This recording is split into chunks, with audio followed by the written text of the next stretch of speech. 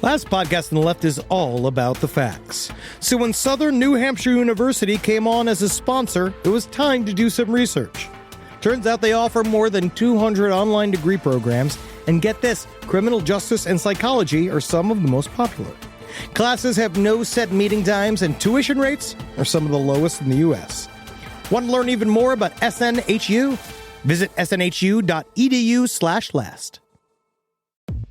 Insurance isn't one size fits all. That's why drivers have trusted Progressive's Name Your Price tool for years. Just tell Progressive what you want to pay, and they'll show you coverage options that fit your budget. Visit Progressive.com to find a car insurance rate that works for you. Progressive Casualty Insurance Company and Affiliates. Price and coverage match limited by state law. There's no place to escape to. This is the last podcast. On the left. That's when the cannibalism started. What was that?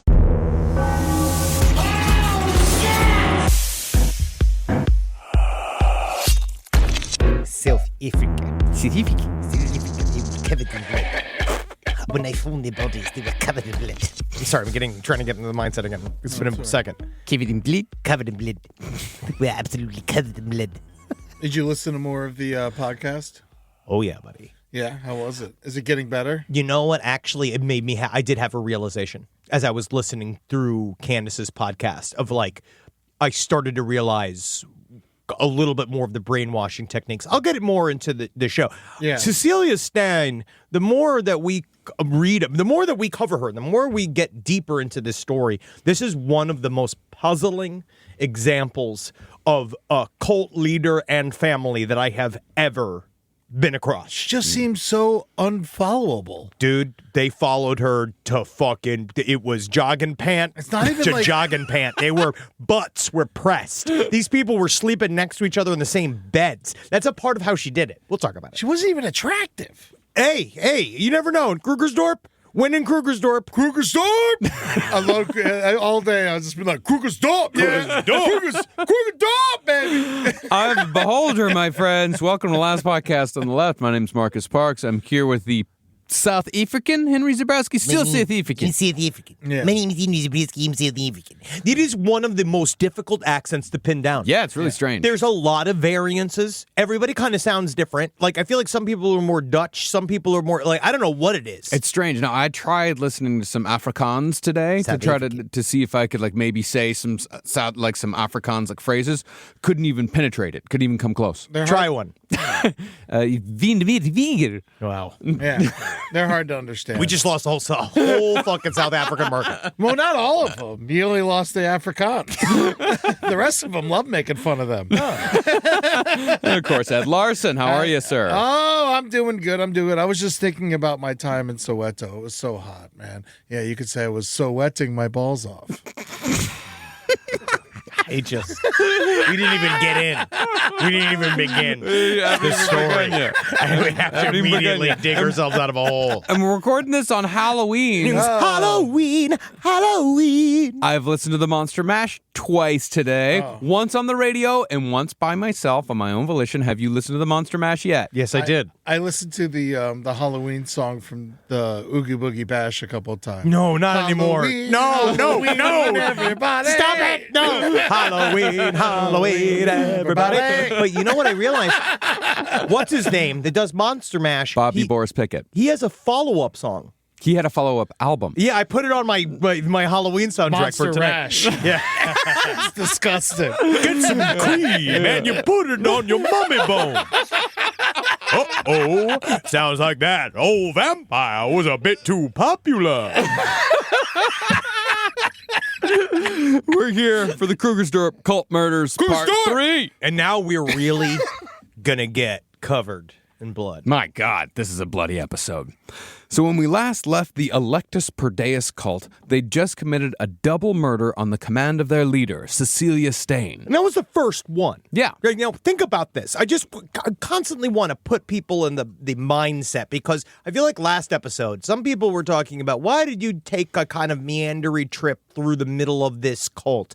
And I think it's really to try to make you understand the jump from being little church people. Like, I'm talking about the most churchy, dumb shit people.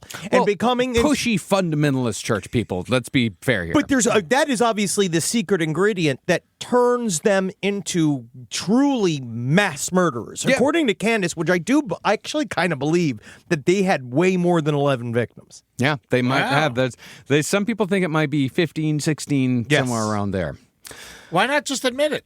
Because they were saying they weren't guilty of any of them. They were trying to get away with it. Well, Cecilia had told Electus Per Deus that if they killed a member of their former group, Overcomers Through Christ... Jesus! They would be saving a group of fictitious orphans in America who were being killed en masse because the Overcomers Through Christ were praying for them and activating the death curses that had been placed on their souls. Got it? Got it. All right.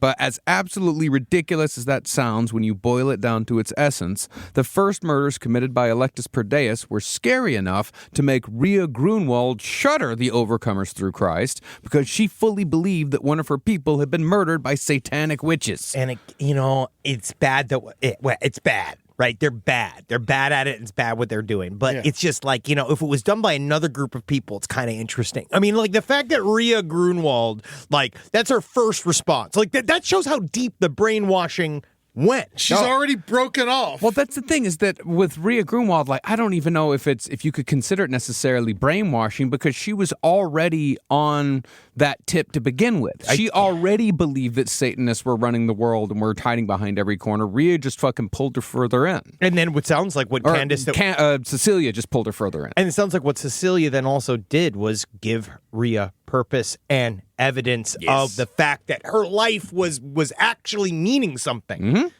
And ironically, Rhea Grunwald was also the main suspect in the double murder because police had interpreted the Overcomers Through Christ literature found in the murder victim's home as occult material and had therefore concluded that Overcomers Through Christ were a secret occult group and Rhea was a closet Satanist. God, I love it. I love it when they all turn on each other. It's like, it's because it's the truth is that she's the most occultist person of all of them. Well, she's the expert. But that's the thing, is that absolutely nobody had any idea what was really going on except the leader of Electus Per Deus, Cecilia Steyn, who was proving to be a master manipulator on a level that is nearly inconceivable. You know that she's an actual master manipulator is her use of the term townhouse in the description of where they all live. Uh-huh. She constantly, whenever I was watching a bunch of trial footage, and then when someone brought up an apartment, she was like, it was a townhouse. And there's something about that it just shows me that I hate you. Yeah. If it was in a tiny yard, do you think it was almost like a duplex? It was a Split the duplex, difference? actually. Yeah, townhouse. Townhouse. Now, the kill crew on the double murder had been Zach Valentine and his wife, Michaela, and it was Cecilia's command that Michaela be the one to kill the intended target's neighbor, the neighbor that had been used as a decoy, if you'll remember. Michaela, however, couldn't go through with it, because unlike her surprisingly ruthless husband, she was not a killer. The double murder actually greatly traumatized Michaela Valentine, who soon went full goth by dyeing her hair black, dressing in Hot Topic gear, wearing dark makeup, and falling deep into a gloomy depression. So be on the lookout for these people spending lots of money at Hot Topic. No! You don't know what they've just seen. Don't come for the goths. Not every goth is a new murderer. Oh, fingerless gloves I see. The worst kind of gloves to hide evidence. Perfect. It's crazy though, because that's what these are Christians. Now she's so sad, and so she's a murderer. She's actually not a murderer. She did not commit murder. But she's an accomplice. But straight up, it's like she became a Satanist. More of a witness, yeah. Yeah, she did accidentally become a Satanist. She's just there all making it real. But it is it's that weird thing of that's how I feel inside. Yeah. And she actually was. Oh, yeah, of course. You fucking watched a mass murder. Like, two people get brutally stabbed to death in front of you. I mean, it's just like you watch the crazy murder and you're like, I need to go shopping. Yeah. I need a new wardrobe. I need to dye my hair. She's looking at that. This hair's like not me anymore. Yeah, honestly, she's got that shirt that says hanging there with the cat hanging on the ledge, just being like, oh, I don't know if this is. I think, you know what I need? I need some Shirley Manson gear.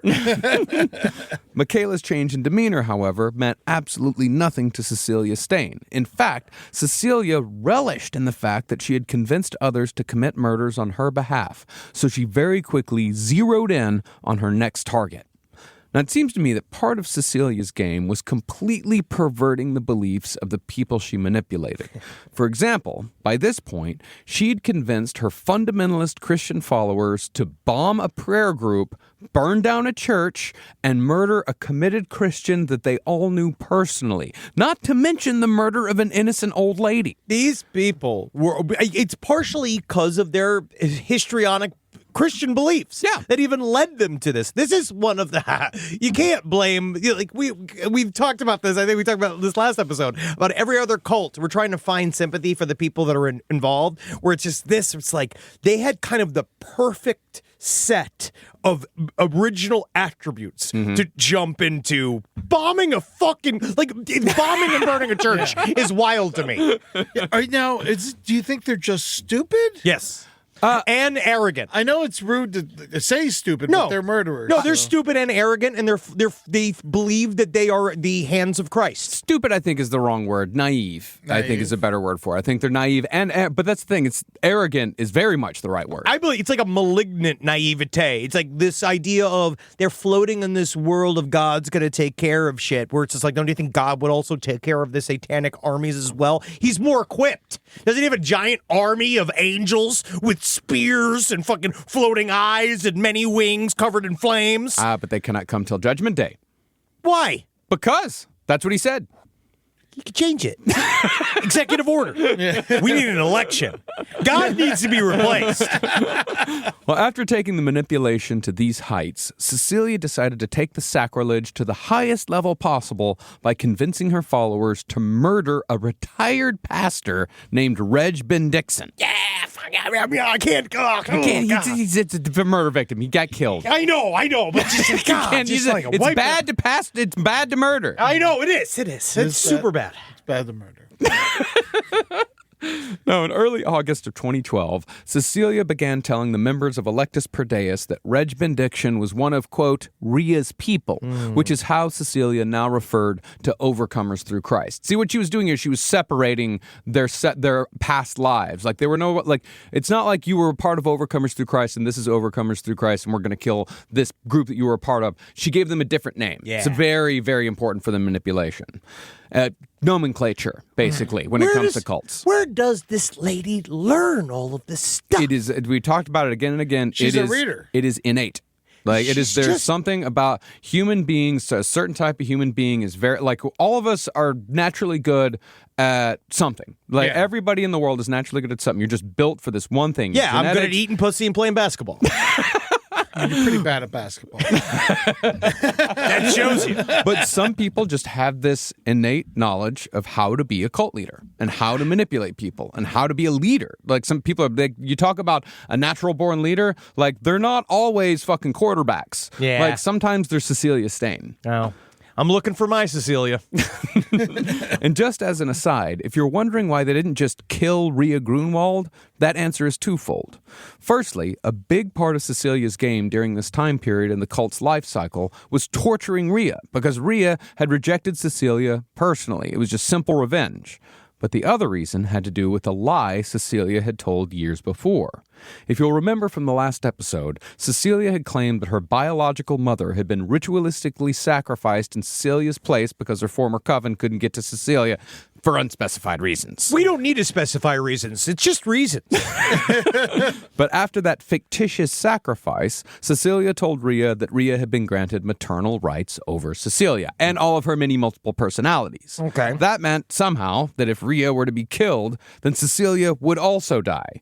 Although I suppose the reason Cecilia gave as to why she didn't die when her mother died was because those maternal rights had been transferred before Cecilia's mother was sacrificed on the altar of Satan. And that's only just because Satan Satan had control of the House of Representatives, and actually takes about 2 to 3, I believe 2/3 of that to restore the maternal rights. So eventually, then the filibuster can actually be put in place at some point. But again, you got a log jam. You got to get the whip.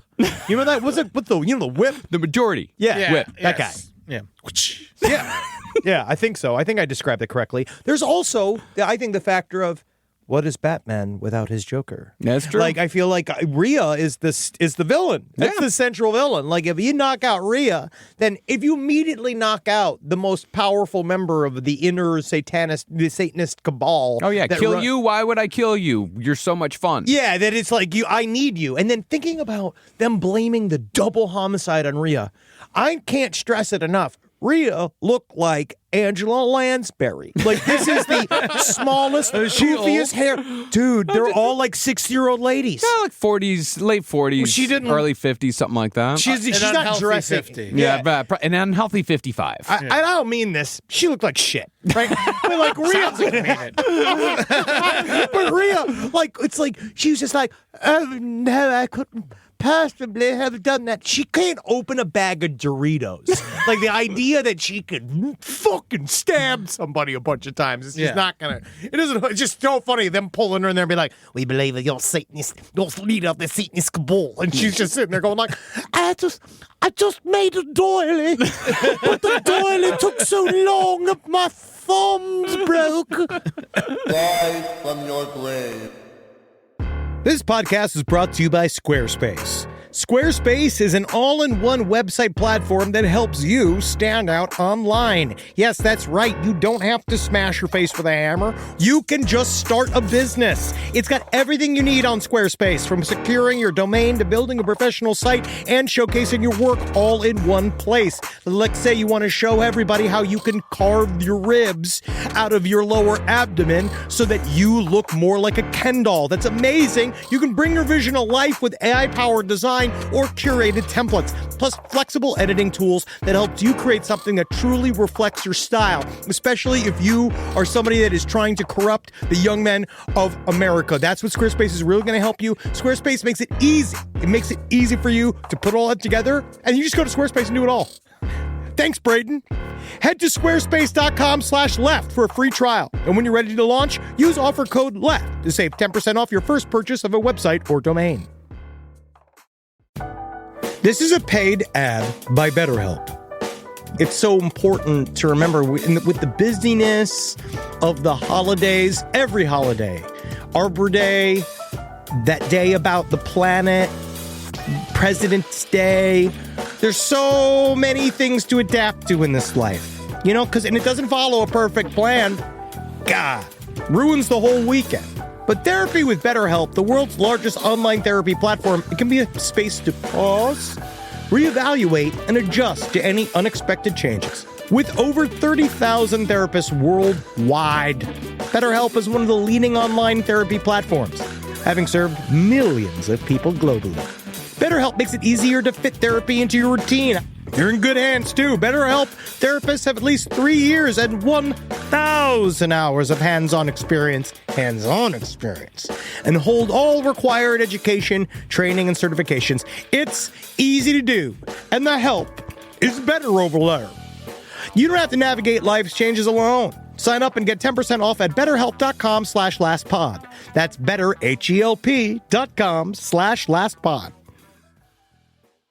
Summer means freedom. And for adults, summer means work next to freedom. But thanks to Mint Mobile's summer sale, it can almost feel like the work is playtime for the adults. Right now, all of Mint's plans are $15 per month, even unlimited. Free yourself from big wireless and switch to Mint Mobile for high-speed data and coverage on the T-Mobile 5G network. It's so well connected, I could call from anywhere. Deep from well within my bunker, where my AI-fueled robots slowly but surely toil for me, but I know for a fact I'm saving money on my phone plan. Or up above, where I'm training all of my giant Amazon female warriors who will fight in bulletproof mesh. Also, honestly, Mint Mobile's really cheap, and it's really reliable, so you should use it. To get your new wireless plan for just $15 a month, go to mintmobile.com/LPOTL. That's mintmobile.com/LPOTL. Cut your wireless bill to $15 a month at mintmobile.com/LPOTL. That's it. There's no catch. Upfront payment of $45 per 3 months, $90 for 6 months, or $180 for 12 months. Plan required, $15 per month equivalent. Taxes and fees extra. Initial plan term only. Greater than 50 gigabytes may slow when network is busy. Includes up to 20 gigabyte hotspot. Capable device required. Availability, speed, and coverage varies. See mintmobile.com. Now, concerning Electus Per Deus' next target, Pastor Reg Bendixson, nobody in the cult knew him personally, and it's a little unclear as to why Cecilia chose him in particular. It seems like Bendixson was merely convenient, because Cecilia was able to tell whatever story she wanted to about Reg. Well, the story that Cecilia told was that it was actually Pastor Reg who had led Rhea astray by stealing her sermons and perverting them to spread the message of Satan. And that was the real reason why the Overcomers were now doing Satan's bidding. So Rhea wasn't to blame at all. She was just reading the prompter. Yes. Yeah, Rhea was reading the prompter. She had the Anchorman problem is what she had. Yeah. Go fuck yourself, God. Yeah. And if they killed Reg, Cecilia posited, then maybe the Overcomers would return to the light, although there were no guarantees. Hey, I've just noticed, Fred, latest draft of my sermon, it says at the end, Hail Satan. Do you mean that? Or is this like, yes, I'm sorry, I must have misspelled Santa. It's close to Christmas. Yes, well, I should go ahead and read this anyway. So I should say Hail Satan. Yes, you might as well. It is in Satan's league that we serve. Well, either way, Cecilia believed that it was worth a shot. So Electus Per Deus began planning the murder of a bona fide man of God. Damn! But not everyone was on board with Reg's murder. Marcel Steyn, the 14-year-old daughter of the schoolteacher Marinda Steyn, no relation to Cecilia, she vociferously questioned if it was right to murder a former pastor. The 14-year-old. Yeah. Of the group. I can also remember, it's a family. She has got an entire little family that is doing this. She's got a mother with two young, like high school age kids. Yes. One was 14 and one was 18 at this time. Kids ask the most questions. Yes, absolutely. It is the babes, the most innocent, aren't they? Like, she could see, like, freaking out. She's just raising her hand, being like, all right, listen, I get it. Satanist cabals, knocking them out. Don't know what they look like. We found one. We're going to get one. It just seems like we're going to kill a priest. I just feel like it's like one of those things that's like not, like it doesn't really hold water. Yeah. And then they're all like, you fucking bitch. Well, Cecilia, ever ready with an answer, shouted that this was war. They were all living in the end times, and how dare Marcel question her while Pastor Reg was actively plotting to kill people just like Cecilia, who just wanted to escape the clutches of Satanists. First thing on my to-do list was number 1, get my boots fixed. Number 2, more anchovies. Number 3, subjugate the Christian church. One lesbian at a time. Well, to justify the murder, Cecilia cited the Old Testament, saying that God had told David to murder women and children. This was either a misinterpretation of the passage on Cecilia's part, or more likely, a willful distortion. But in the end, it was what finally worked. We got everyone on board. She just says that, and they all go like, yeah, actually, yeah. Yes. Yeah. Wow. Yeah, absolutely. Yep. Wow. What's important? Well, either that or, she's a 14-year-old girl. What is she going to do? What's she going to do? And she's already watched, they murdered a bunch of people. Now you're kind of, you're there. I don't think Marcel had gone on the first murder. But they were all talking about it. No, she knew. Oh, she knew it was she up. She definitely knew it was up. But she's not really in a position to argue. Oh, yeah. What's important to keep in mind about all this, though, is that even though Electus Per Deus were a small group, not everyone knew about the murders. Yeah. See, it's not like they were all living on a compound together, nor was this a day-to-day cult where people lived a lifestyle based around the leader's teachings. Instead, this was a cult comprised of meetings, get-togethers, and hangouts. So if they wanted to keep some members in the dark about the murderous side of the cult, all they had to do was not include them on the planning committee. my God. Just showing up once a week for fucking bowling. And you're like, Hey, it was good on, guys. It's exactly what it was. Some people, they showed up once a week for like a meeting. Hey, guys, so power of Christ, huh? All right, well, let's go bowl. Bowling. We're going to get bowling certificate. And they didn't know that there were 3 meetings in between the last meeting in which they were planning the murder of a pastor. Now, Zach Valentine had already proved himself to be a capable and enthusiastic killer. But after Michaela had balked at committing murder herself, it showed Cecilia that the rest of them could use a little practice before going into the next mission. So they procured a pig's head, and Cecilia made her followers practice murder in her bedroom of all fucking places by stabbing the pig's head with knives and burying axes into its skull. I probably put down some newspapers. I mean, who knows? Who knows? Got some taps. But then, with Cecilia, like, it is interesting in that way because when they were all, the way she talks about it is that I feel like it's the way she sells things. Where I something keyed into me with Candace, where I realized it was something that Candace had said. Candace, But also remember, Candace is the biggest idiot of them all. yes. But That's why she has a podcast. Yes. Only the world's biggest idiots record their thoughts.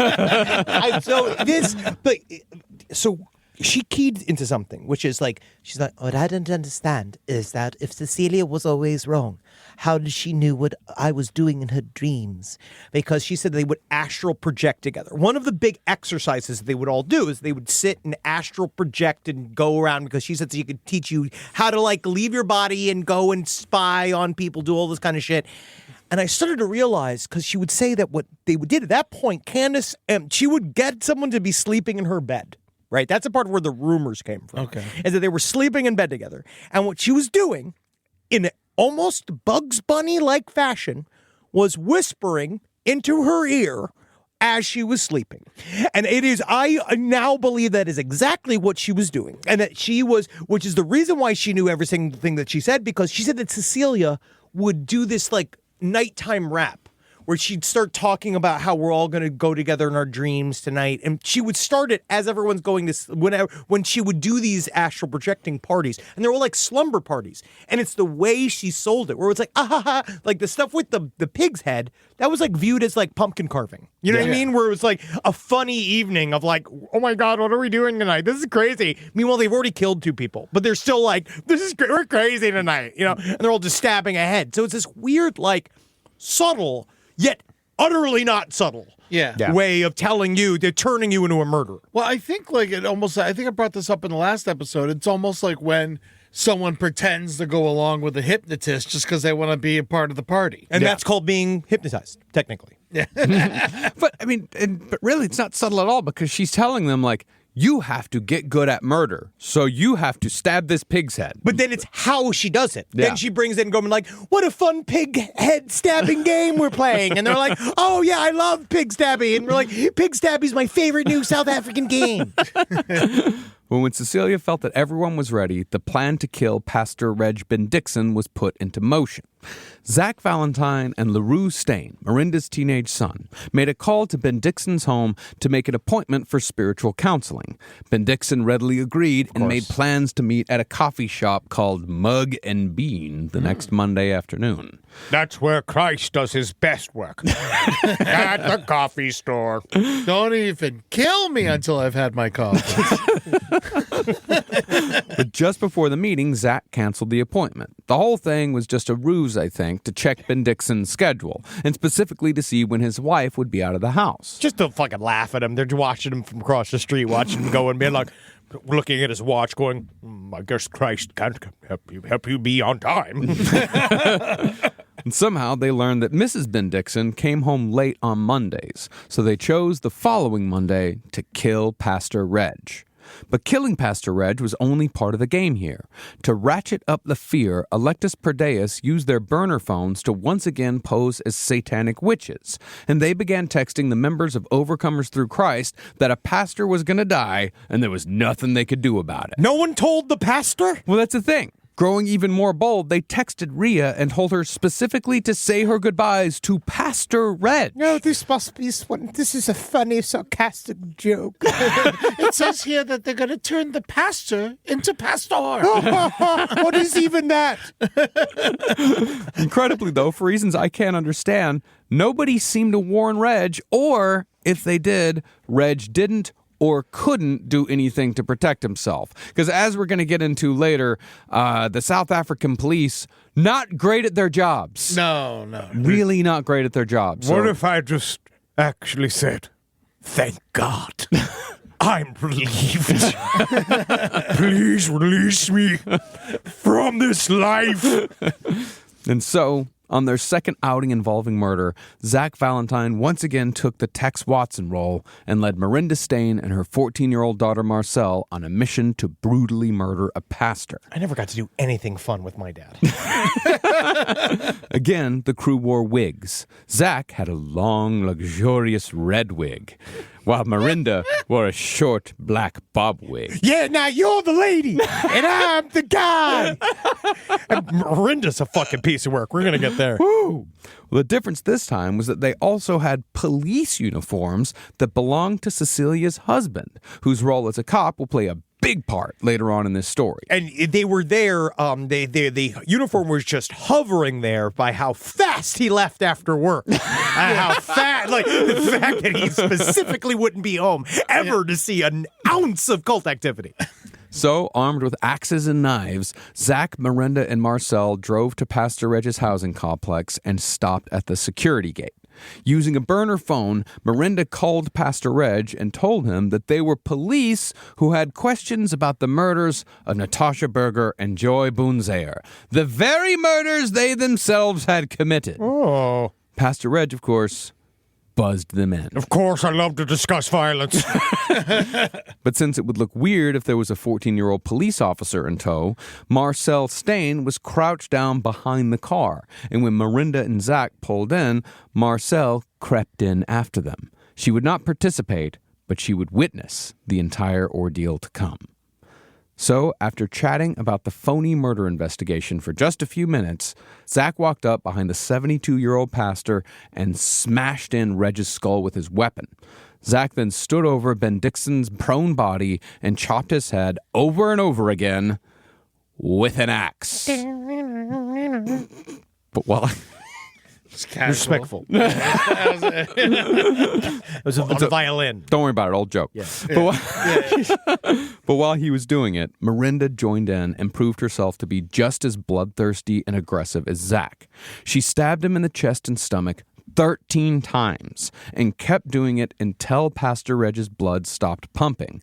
They then left Reg's body in his own flower bed and fled the scene, covered in blood. Oh, they did it outside? Yeah. Yeah. I mean, how did they not get caught? It's an apartment complex. Big fences. When in Krugersdorp. Well, these are housing complexes. They're not apartment complexes. Okay. Like in South Africa, it's like, think of it as a gated community. Yeah. So there is. And those are really tall walls. They keep them, they're like 10 feet tall, I remember. Yeah. And really, like the most noise you're going to hear from Pastor Edge is like right when the fucking clonk axe Yeah, goes into his skull. pretty much. Yeah, that was it. Yeah, Yeah. He wasn't conscious for the rest of it. Like, and then the sound of his soul escaping. Was that was that a fart? It was out of his mouth. No. Oh, okay. No, that wasn't a fart. That was his soul coming out of his mouth. See, that sounds like a soul coming out of a mouth. Oh, that's right. I forgot he's a pastor. Getting back into their rental car, which I'd imagine had to be cleaned quite thoroughly before they returned it. I don't know. I don't know if these guys are super conscientious renters. They drove to a pre-planned location where Michaela Valentine was waiting with another car.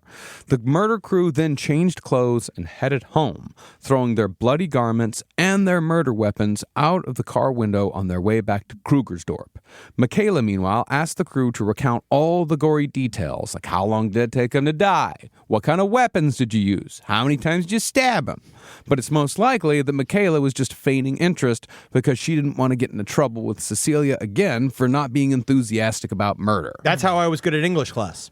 That even if I was falling asleep, you just always make sure whenever you get asked a question, you have to improv a good answer. Yeah. Whatever it is. Also, I found that in English class, if you ask a lot of questions about the reading, Yes. you don't have to do the reading. Dude, that was the biggest key. I didn't understand that until about junior year. And then I was like, I don't have to read anything if I just say, like, what does the color red represent in this paragraph? Like, you could just, like, say a thing that sounds like you've been pondering it. Deflection, that's nice.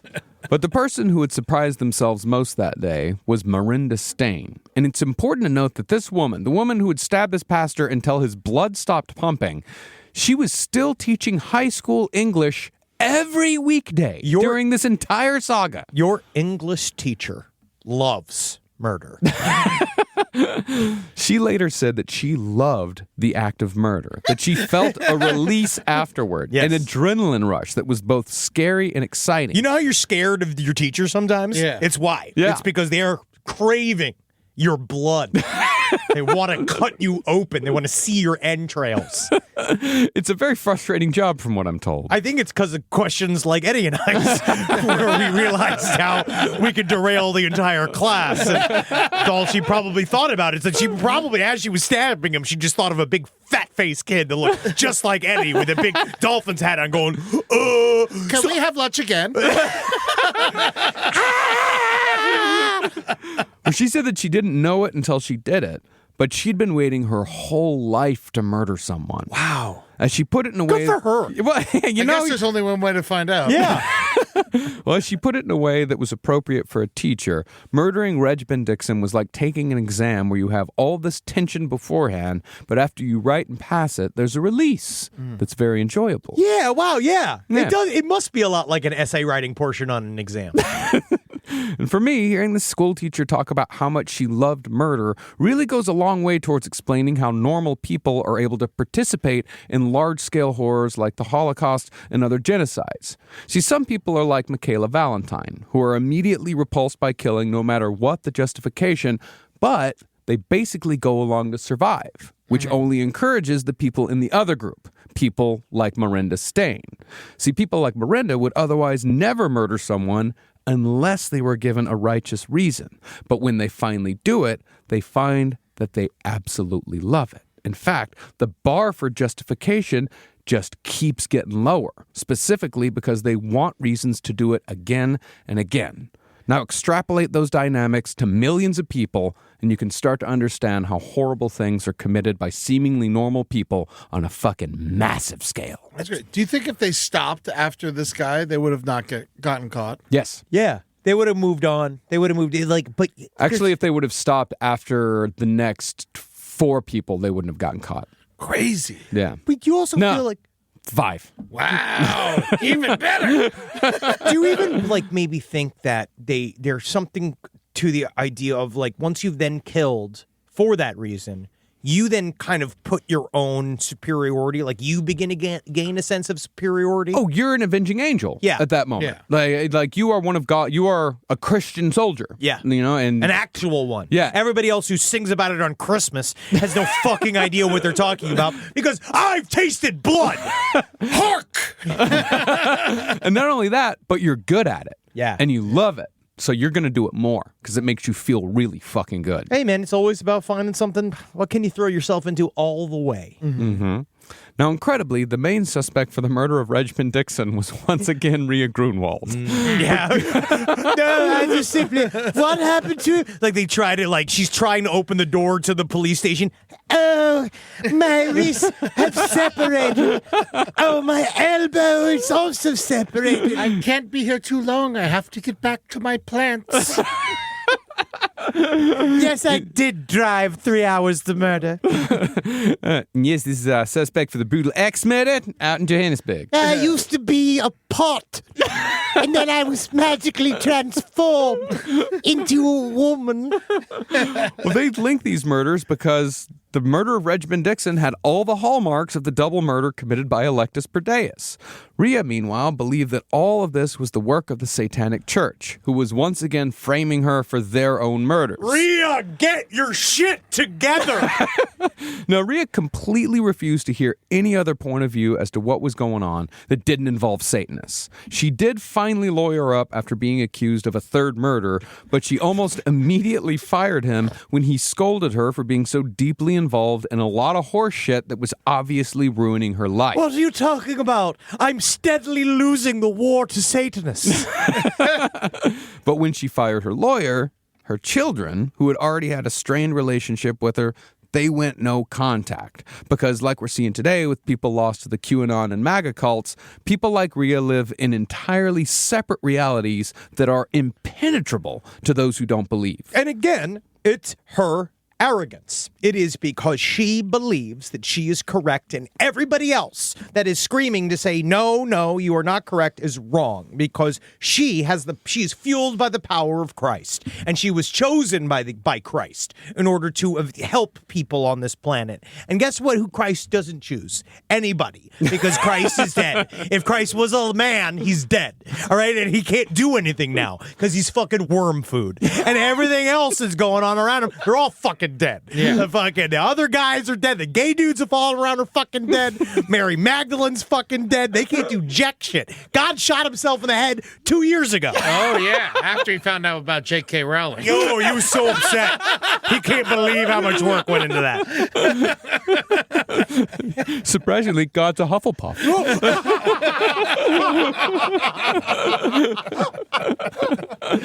It seems like Cecilia knew that she was in effect untouchable when it came to these murders, because the day after Pastor Reg was killed, one of her cultists left a pile of bloody meat on Rhea's doorstep. There was a note beside it that said, quote, "Sorry, this is all the doggies left you. Here's your own little piece of Reggie." It was not, however... I mean, honestly, though, I would believe it. And then she's not like, and then she looks back and forth. It is Pastor. Spicy. It needs pineapple. It was not, however, Reggie's flesh.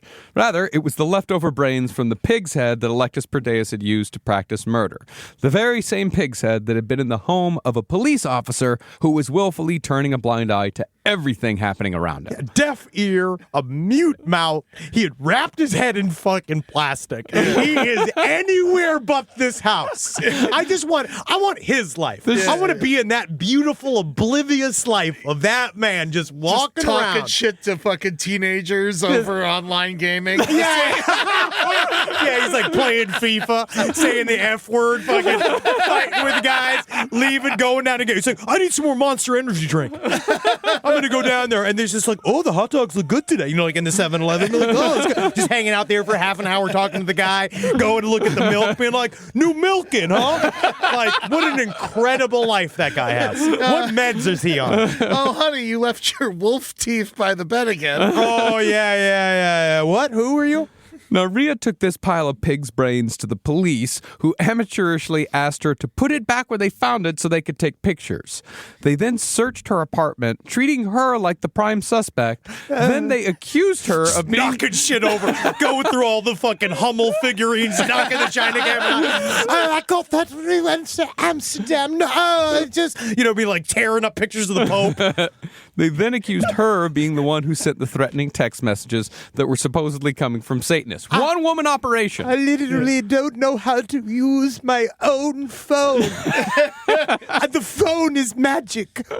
Now, if I had to guess as to why the cops made Rhea their prime suspect, the only answer I can come up with is that the cops had created this story that Rhea wanted her satanic panic story to be true so badly that she was making it a reality herself by sending texts, faking threats, and murdering 3 people. Man. They're not... I will say they are doing it poorly, but if you're looking at who is the center of all of these murders. Yeah. There's got to be so many innocent people in South African prisons. I know. Dude, it's going to get so much worse. And to that point, I can see why Rhea Grunwald thought that the Satanic Church had infiltrated the South African police. Because she must think that, obviously, she's flawed, but she must think she's going insane. Oh, yeah. Because it's happening to her. Yeah, people are dying. You're like, it's not like, it's like at some point, you're like, I know you, like, you have to be delusional to even believe all the other stuff. enough, but still, like, it's just like, you're like, I seriously can't, like, stress enough just how brutal the murders are that are right next to me, you know? And it's not me. It's like very much not the little old lady. But as we've said before, we must always be very careful to never confuse incompetence for malice.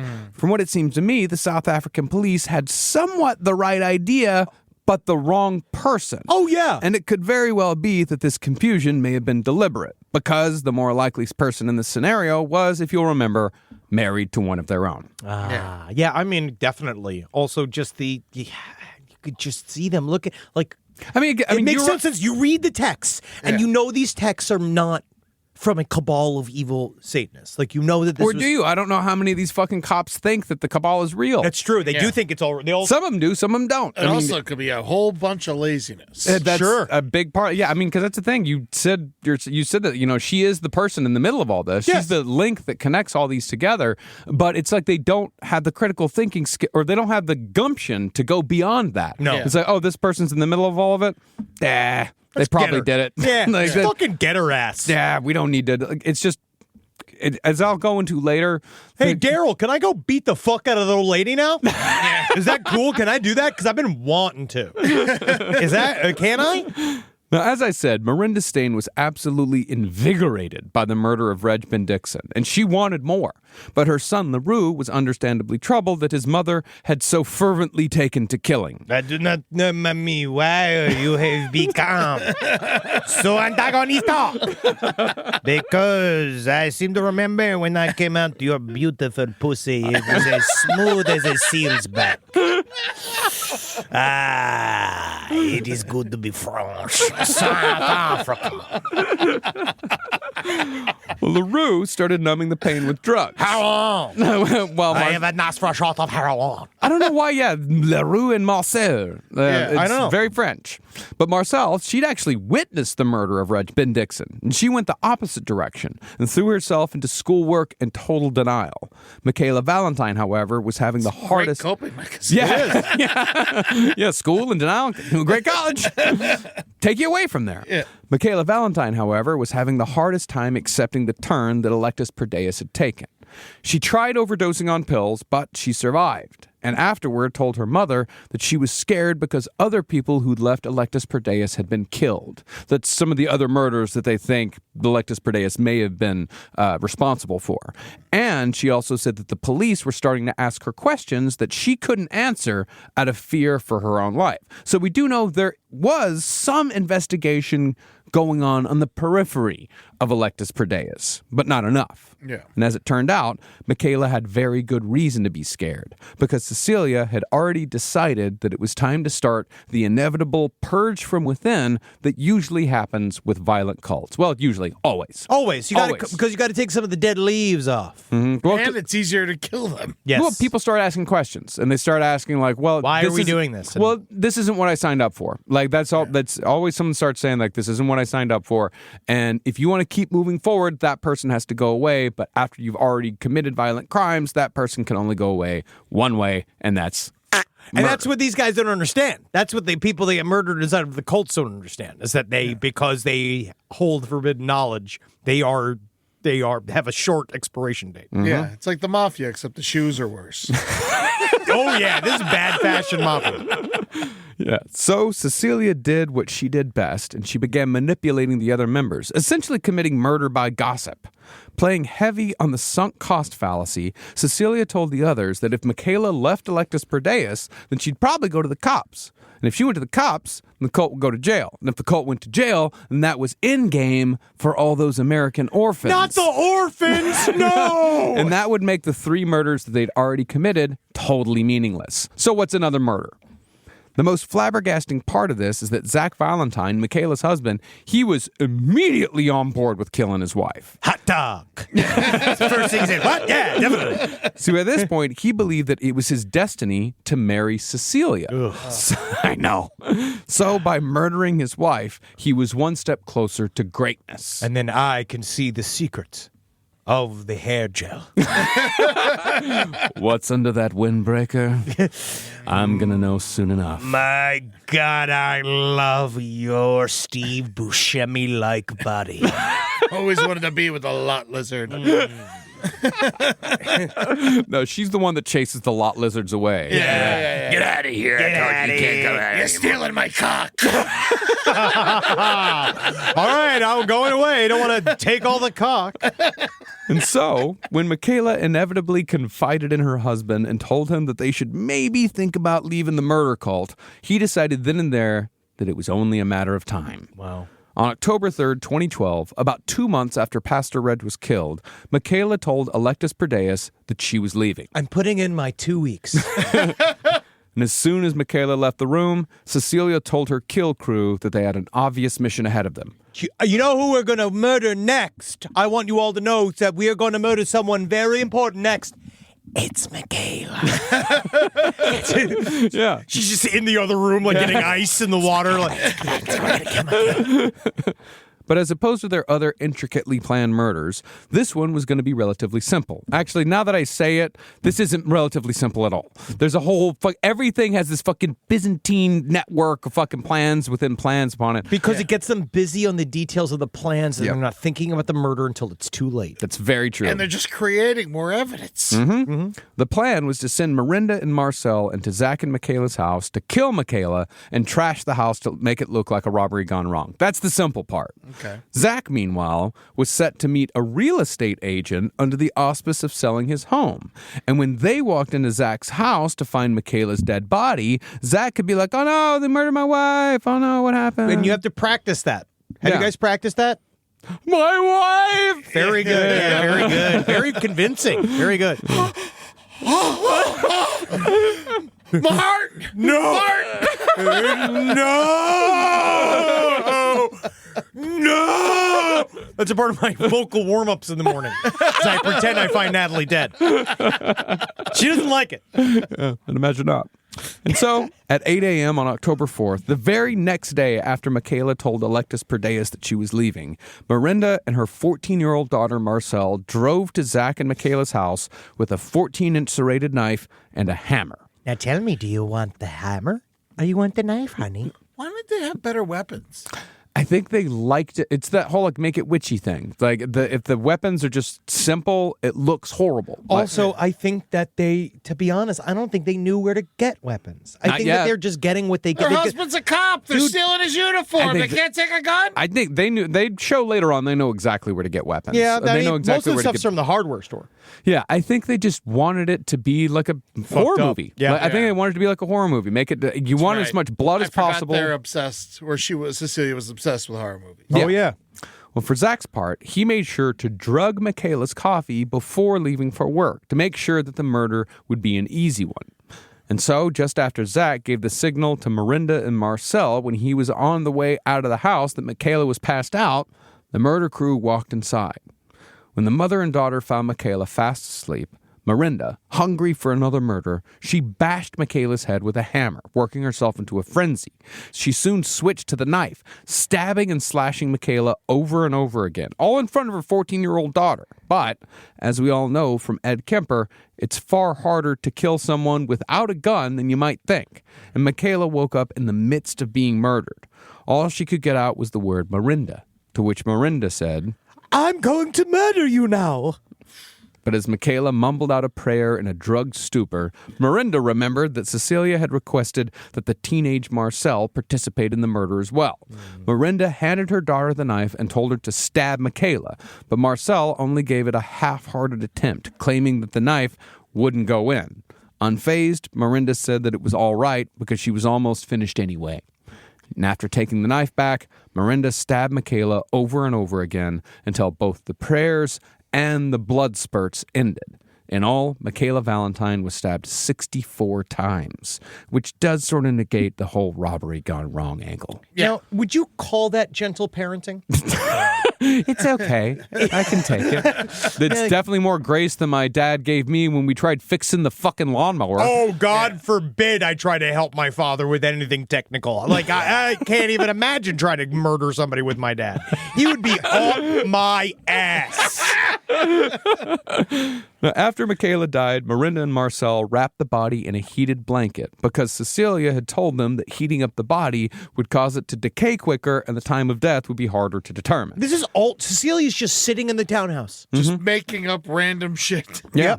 In staying with the original plan, Miranda took all the valuables from the home, then went back to Cecilia's apartment where they all sat around watching DVDs with LaRue. Yeah. I mean, it's just incredible to think that they just sat there watching movies after committing an 8 a.m. murder on a Thursday. All I know is that nothing makes me feel more whimsical and comedic than watching that little squirrel in Ice Age. I love the hijinks he goes. Yeah, See, I was going to guess Wedding Crashers for some reason. I looked up what movies were really big that year. I'd say Pitch Perfect. Ooh. I can see that making the jump over the ocean. Oh, yeah. Or 21 Jump Street, either one. Both fun. Yeah, fun. And staying with you... Well, technically, if it's Cecilia, it is just horror movies from top to bottom. That's all she would watch. Yeah. She would watch, they said that like hundreds and hundreds of horror movies. Well, that's likable. Yeah, it makes me kind of get her. But while the murder crew were hanging out at Cecilia's, Zach Valentine had to complete his part of the plan. At 2 p.m., about 6 hours after his wife was murdered, Zach showed up to his house with the real estate agent, a woman named Estelle Schutte, who was there to take photos for a listing and show the house to some potential buyers that afternoon. And so when Zach and Estelle parked in the garage, Zach made a big show of saying that his wife was at home before they headed inside. You're going to love my wife. She's totally alive, and she is the nicest lady in the living room, all right? We're going to go up the 4 flights of stairs to my wife, and we're going to go say hello to her alive face, and we're going to hang out, and you're going to look at our totally unsullied half bath. Zippity-doo-dah, zippity-yeah. So you sell houses often? The house, however, was dark, and Zach kept calling out, "Hello, my love," over and over again until they finally found Michaela's body. Zach, of course, gave it the perfunctory, "Oh, no." Not alive. And Estelle called the police. Zach, meanwhile, went to the kitchen to get some juice because he was diabetic. And seeing the body of your murdered wife apparently dropped your blood sugar. It's good to know. Yeah. Zach then called his father while they waited for the cops. But after hanging up, Zach asked Estelle, quote, this is what Estelle said that he asked her. Will you still be able to sell the house? Are the buyers still coming this afternoon? Because I don't want to miss on that. I know how hard that is. Should I get a little scrub brush? Honestly, I feel like this way we could bump it up. Yeah. Right? Yeah. True crime. Well, dumbfounded. Real estate. Dumbfounded, Estelle told Zach that she'd already canceled the appointment. Damn, dude. That's fast. You even fucking ask me? Yeah, come on. I'm trying to sell this house. Now, by 4:30, both the police and the trauma counselor were on the scene. But the counselor was also surprised when he heard Zach laughing and chatting with his parents on the phone. Yeah, I told her, you wouldn't even believe it. We were coming up the elevator, and the first thing I was just being like, my wife's totally alive upstairs. And I was just like, you're going to say hello to her alive face, and we're going to go through the living room. She's the most alive woman in the living room. The egg on my face. You wouldn't believe it, Dad. You would have loved it. Well, likewise, the police were surprised when Zach asked them how long they were going to be carting his wife away. Wow. Because he was worried about the cats. Yeah. Had to feed the cats. They get sad. Yeah. This was a question he asked multiple times to many people at the scene. We wrapping this up soon? We can slap her in a doggy bag or something? It's got to be easier to pick her up with all the holes, huh? You get a fork or something. Yeah. She's got to be lighter without all the blood. We just blood slide has her. to weigh a lot, right? What I was thinking, too, is we don't even have to take the stairs. We could just slide her body out the window. And his almost eager desire to return to the scene of his wife's murder was seen as strange, to say the least. Zach even joked to Estelle that because she was supposed to take pictures of the house. So he turns to her as the police are taking pictures of the crime scene, and he says, You'll get your photos, just not the ones you had in mind.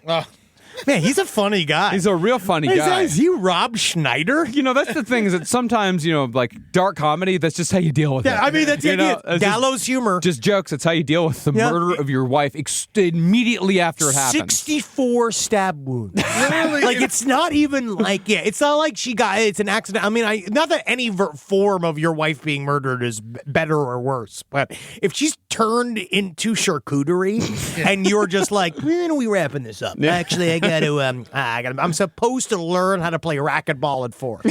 Saying nothing would have been better. Yeah. Yeah. That's what these people always do. They always get really chatty because they're nervous. So Yeah. they get chatty and they're not feeling anything, so they forget themselves. They're not good actors. Now, all of this behavior was extremely suspicious, and the ominous feeling at the scene only grew when police discovered 2 assassination kits under Zach and Michaela's bed that included a pair of gloves, a balaclava, cable ties, knives, strangling wire, and a handgun. No, it's a whole ISIS role-playing thing. It's a whole thing. We do a thing. I'm Osama bin Laden, you know what I mean? She comes in. She's President Georgina Bush, if you we're get bucking it. each other. You know what I'm saying? What's a balaclava? That's like the thing that you put over your face to hide your face. Yeah, ski mask. Oh, Yeah. okay. Balaclava. Yeah. Zach, however, wasn't questioned or taken into custody. He was left at home, and that night, instead of sleeping on the couch, he just flipped over the bloody mattress where his wife had been killed, and he slept just fine on the other side. Hotel room, call your cousin. Anything. Nothing. No, flip over the mattress. Now, concerning cult relations here, there were still people that were not firmly in either Cecilia or Rhea's camp. Melanie van der Merwe, for example, she was still talking to both of them, and she told Rhea that Michaela Valentine had been murdered. Again, Rhea had the right idea, but the wrong motivation. She immediately thought that Cecilia was responsible, and the death of Michaela Valentine also put together some pieces in Rhea's mind that made her think that Cecilia was also probably behind the deaths of Natasha Berger and Pastor Reg Dixon. I think I finally know what's happening here. What she got wrong, though, was that she believed that Cecilia was collaborating with the Satanic Church, but was acting alone, while everyone else in Electus Per Deus were completely innocent. In other words, her insane worldview was completely distorting reality and was preventing her from seeing what was really happening. Because she can't possibly believe that she is not the subject of the forces of Satan. Yeah. And they are not coming to topple her most powerful, truly redemptive version of the power of Christ. Like, she literally just thinks that, it's all about Rhea. Well, I think it's also because, she can't believe that the other people on Electus Per Deus are cult members because she's still seeing them as lost sheep. Well, because that- she thinks anybody that's not saved the way she's saved is lost sheep. Because you remember, she was in the group, Yeah. so she was there, and she was the founder of the group. And essentially, I think that it's almost on the idea of being like, pull them. If my magical powers can't work, they're all just a bunch of lost cats. Also, it's not like she's doing a worse job of finding out who the killer is than the cops. No, she's actually closer than they are. What if OJ just shows up? Cecilia, meanwhile, was telling the members of Electus Per Deus who weren't involved in Michaela's murder that it was the overcomers who'd killed her. Everyone knew, however, that it wasn't a coincidence that Michaela had been killed the day after she left, and they took note that whether it was the other members of Electus Per Deus or the Satanic Church itself who did the deed, death was the consequence of disobeying Cecilia. Going even deeper into that concept, Miranda directly told her children, Marcel and LaRue, that if they ever told anyone what happened or if they tried to run away, then she would kill them herself, just like she'd murdered people twice before. Just remember, I'm the baby factory, and I can make 2 more just like you. That's what but it's kind of funny because that's truly, that was like a joke my parents used to say. Well, every parent has that one. They would be like, I brought you into this world and I'll take you out. Oh, yeah, they all say that. Bill Cosby joke. Oh, I know. Yeah. Now, some of the people who had Oh, I know. It's one of my favorites. some of the people who had just a foot in the door of this cult were shocked enough by Michaela's murder that they slowly began backing away, but they never fully left after seeing what had happened to Michaela. See, while cult member Amber Dupree's was initially drawn closer into the cult by the murder of Natasha Berger, she now began to realize that Cecilia was the real danger here. So she limited herself to weekly meetings to keep up appearances. What, so she became like a lapsed, Per Deus? She goes to mass on Sundays, but not on Wednesday nights. I get it. But Amber's boyfriend, James Vermaak, he started spending more time with the cult after the murder of Michaela Valentine, and he became closer to Zach, possibly out of some sense of sympathy for the death of Zach's wife. But once Vermaak came closer, Cecilia started grooming him for the murder crew by giving her a knife from her personal collection. This, it was said, this was how you knew that Cecilia liked you. But as far as their next murder victim went, the logical choice was Rhea Grunwald. Oh, yeah. But, as I said earlier, Cecilia had painted herself into a corner when she said that Rhea couldn't be killed lest Cecilia die as well due to their so-called maternal bond. And again, but I feel like she could change the rules if she wanted to. So I think that it is just, what do we do without Rhea? Like the fact that she also knows heat's going towards Rhea. And whether or not her husband has anything to do with it is also might have to factor. Yeah. She couldn't die. She couldn't. What if Rhea was unable to Diarrhea. be killed? Yeah. God. But Cecilia still wanted to hurt Rhea as badly as she possibly could. So it was finally time to take it to the highest level. Electus Per Deus decided to murder Rhea's son, Joshua. Second highest level. What's the highest level? Is Rhea? Rhea. Ah, yeah. I And guess. then God himself for being a double agent. Did you know that? Oh, I didn't realize that was happening. Yeah, God's a fucking double agent, dude, for Satan on himself. That's what's going on here. That's why he made abortion awesome and illegal. Rise from your grave. Woo! Woo! Yeah. Woo! Yeehaw! Bang! Bang! Bang! Bang! Bang! Bang! Bang! Man, we got our Omaha steak boxes in today. My Omaha steak box arrived for our personal experience, and I gotta say, just opening it up made me excited. The steam of the dry ice, the gleam of all of the meat products. And you know what it has is one of my favorite things is my selection. It's like, because obviously I love a big steak, but they do get the little baby steaks, the little sirloins, those little poppers. You can eat 3 or 4 of them in a go. They're like if steaks were oysters. That's like my favorite because they're good for breakfast. You can do 5 or 6 in a go. Go to Omaha Steaks. This is not even just like, yeah, sure they gave us meat, and yeah, sure they pay us money, but honestly, they're really good meat. Yeah, you like fat dogs, and I ain't talking about regular dogs. I'm talking about these hot dogs. Man, those hot dogs, they're a bit chunky. They are thick as Andre the Giant's fingers. Honestly, I'm like worried about where I'm going to get a bun that can support these thick dogs. I'll show you where to get one. Thank you. Try the Burger Perfection Flight at omahasteaks.com today. That's 20 premium steak burgers for just $79.99. Plus get $35 off with promo code LEFT. That's omahasteaks.com, promo code LEFT for $35 off at checkout. Terms apply. See site for details. Go and get yourself some meat. Most of us picked a bank at 16 and never looked back. Sound familiar? That's where Chime comes in. They're not like traditional old banks who charge fees and gatekeep perks and rewards. Chime offers the most rewarding, fee-free banking, all with no overdraft fees, no monthly fees, no minimum balance fees. You get 5% cash back on Chime Card in a category of choice, like gas or groceries, all while building credit through regular, everyday spending with no credit check. And you can also grow your money faster with a savings rate that's 9 times the national average. Join the millions who are already banking fee-free with America's #1 choice for banking. Head to chime.com/left. That is chime.com/left. Sign up now. It only takes a few minutes. Chime is a fintech, not a bank. Banking services and Chime Card provided by Chime's bank partners. Qualifying direct deposits required. Terms and limits apply. Go to chime.com/disclosures for details. In the United States of America, there's a break-in every 26 seconds.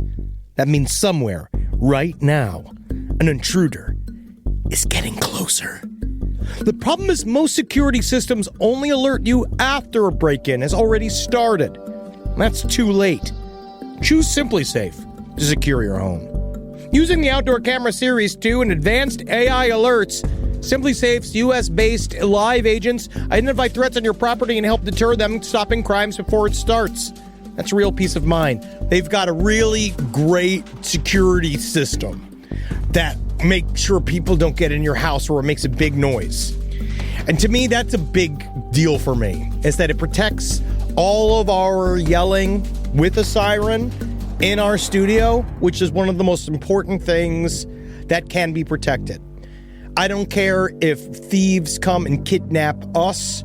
I don't care if marauders come and steal our staff and bring them to another country against their will. As long as our words aren't affected, as long as our precious data isn't affected. And SimpliSafe does that. And for that, I say, God bless you, Simply Safe. God bless you. God bless you, Simply Safe. God bless you. Experience greater peace of mind with Simply Safe, now available with an exclusive discount for our listeners. Right now, you can get 50% off your new system by visiting simplysafe.com/LPOTL. That's half off at simplysafe.com/LPOTL. There's no safe like Simply Safe. Now, for justification for murdering Rhea's son, Cecilia once more returned to the orphans, who had pretty much become priority number one for Electus Per Deus. No one talking to the American officials. Like, honestly, like, where are the orphans? Are they just America. Just in a like, they're in like a warehouse, like it's like a old Batman cartoon? Like, are they all like tied up in one big rope? Are they just like hanging out there with the evil Satanists going like, yes, the one thing Satanists love more than anything is hanging out with children. Especially fucking whiny ass orphans. Yeah. No, these are orphans that had been sent to a special orphanage because their Satanist parents had abandoned them because they didn't want the kids to grow up in Satanism. Dude, so they're Evil Annie, dude. That's a fucking show right there. my God. Man. Evil Annie, Satanist children, and the fucking everybody's a problem child. Yeah. Awesome. Yeah. I'm writing that. All right. Cecilia said that she was having visions that the Satanic Church was using someone to target the safety of the orphans, and that someone was Joshua Grunwald.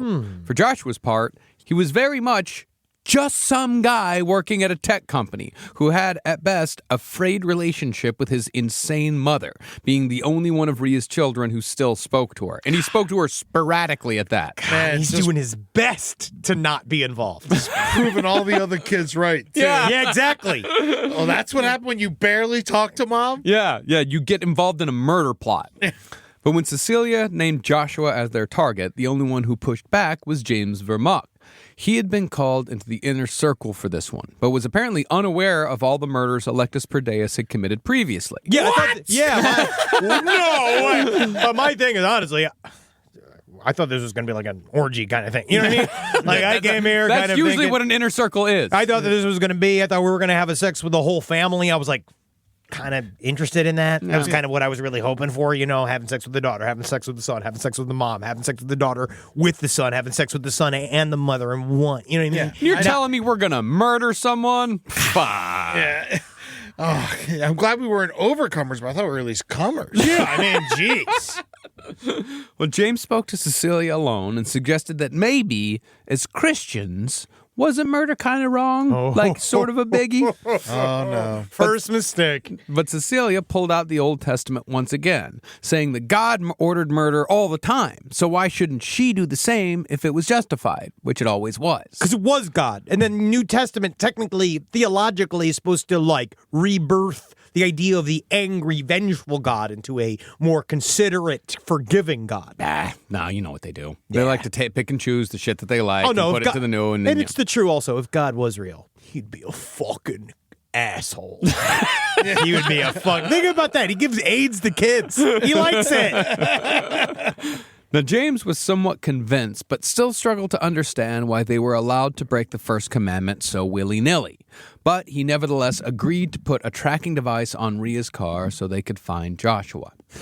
Now, the plan to kill Joshua was to call him where he worked, a place called Internet Solutions, and tell him that he needed to come out to fix their Wi-Fi. Because their Wi-Fi wasn't working, you got to come out and fix it. Okay. Sure, But Joshua was a systems engineer. Yeah, I don't do Wi-Fi installation. You're talking to the cable company. Well, he kept referring them to IT because the company they were called Internet Solutions. They were like an IP, like they were an internet company back before it all got bundled in with cable. Have you typed in www.website-name.South Africa? Yeah. Have you unplugged it and waited 2 minutes and then plugged it Plug back in? Have you?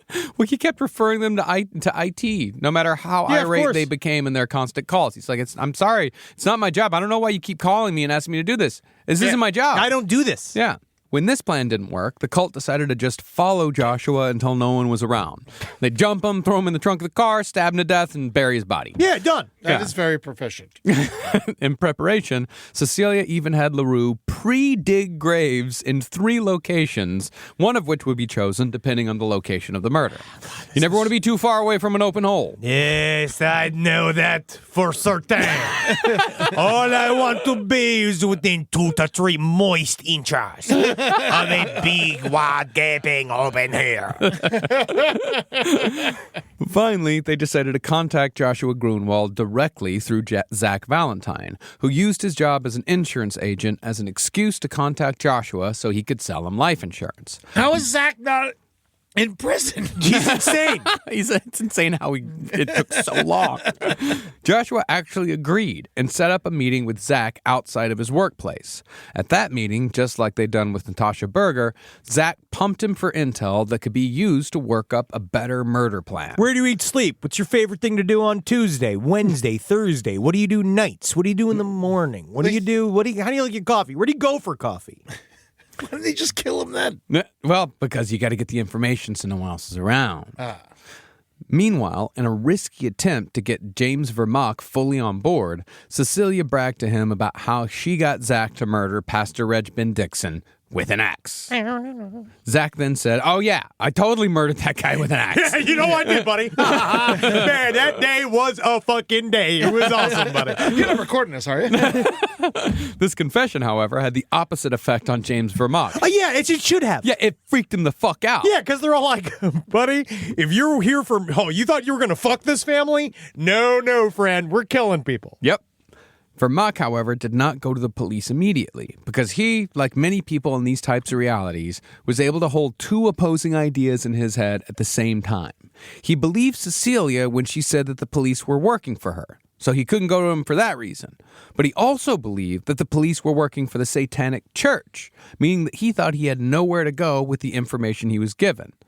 So, after calming down and realizing that he would die if he pushed back any further, he pretended like he was gung-ho for the murder of Joshua Grunwald, while also trying to figure out how to escape the cult. Can I give this is a helpful get out thing, all right? For anybody right now, let's say you are listening to this episode while you yourself are stuck inside of a death cult and you want to leave. This is what you do. Hey, I'm going out to the store to buy some bullets. Yeah. Don't come back. It don't even have to be bullets. It could be Pepsi. Go out there and just say, like, if there needs a run, like, anytime someone says, oh, we're out of toilet paper, you just go like, I'll make the run. Yeah. Don't come back. Yeah. Just fucking keep driving. But the problem with that was with these people in this worldview is that they believe that they can get you anywhere. No matter where you go, they're going to be able to find you, and they're going to get you. But I just don't really understand, because then isn't God also... That's the whole thing, is that isn't God super powerful? Well, no, but that's the thing. You're applying logic to this thing. You can't apply logic to this thing at all. To none of this. It's cognitive dissonance at its best. They're holding a bunch of opposing ideas. I think it's cognitive dissonance at its worst. Unbelievable. Cognitive dissonance at its best was the Smile album. Oh, yeah. It really was. Well, as far as why he was spending less time with Electus Per Deus, Vermaak told Cecilia that he was really just under a lot of pressure at work. Just so stressed. Yeah. Like, that's what it is. That's why I reacted negatively to the plan of murder. I was just so like... I just had so much going on. It's like so much on my plate. Yeah, he said he had to concentrate on that for the time being instead of their holy war against Satan. Hey, Finally, though, Zach approached James and asked him if he was in or out regarding the murder of Josh Grunwald, telling Zach quite explicitly that if he was out, he was going to end up like Michaela. Cecilia then told him the exact same thing. In way too deep, James said, "Sure, totally in for murder. Just say when." I'll move the numbers meeting to Friday. Behind their backs, though, James confided to a friend from work named Justice Ramashia about the whole situation and asked him how he thought they could prevent Joshua's murder, not to mention his own. Can I ask a little advice? Hey, what are you doing? Yeah, you want to go get tender greens? Can I get a what would you do here? Yeah, okay, yeah, sure, absolutely. I think the main thing is that take all of Brad's notes. You're going to want to collate like a lot of the pages here. So if you're looking for advice, that's what I tell you. No, it's more of like I'm in this death cult. Oh, yeah. You too. Oh, yeah. So Yeah. So are you on are you an overcomer or an undercomer? Oh, no, I work for the government. Oh, Yeah. Yes, we're gonna kill a man named Josh. Well, Justice, who's an incredible work friend, Yeah, that is a very trusted co-worker. yeah, he came up with a plan. Now, it's a little confusing, but James Vermaak... Was he played by Seth Rogen? Like, is this a Paul Rudd movie? bro. Well, bro, sounds like quite the tough sitch. I'll tell you what you gotta do, man. You just gotta let that bitch cry it out. Murder is a little more casual over there. It does seem so. It's the fourth highest murder rate in the world. Yeah. Now, it's a little confusing, but James Vermaak convinced Electus Per Deus that because his friend Justice was an undocumented immigrant, he could be the one to kill Joshua Grunwald, and then he just disappear. And Zach agreed. Justice comes. He's like, "Hola, compadres. CC, me necesito murdero because then me have reason to go back to Mexico. Fingerprintos. Entirely for it." Zach agreed, but when he gave Justice the gun and a payout, Justice just disappeared and nobody got killed. The first smart guy in the whole fucking story. Yeah, fuck yeah, Justice. Take the money and run. Good for you, dude. Yeah, way to go, man. Weirdly, though, Cecilia didn't immediately follow up on the plan to kill Joshua. Instead, they just sort of sat on it. Honestly, it's just ruined for me now. I like his name. It's like you trust people and it just Break your heart. break your heart every time.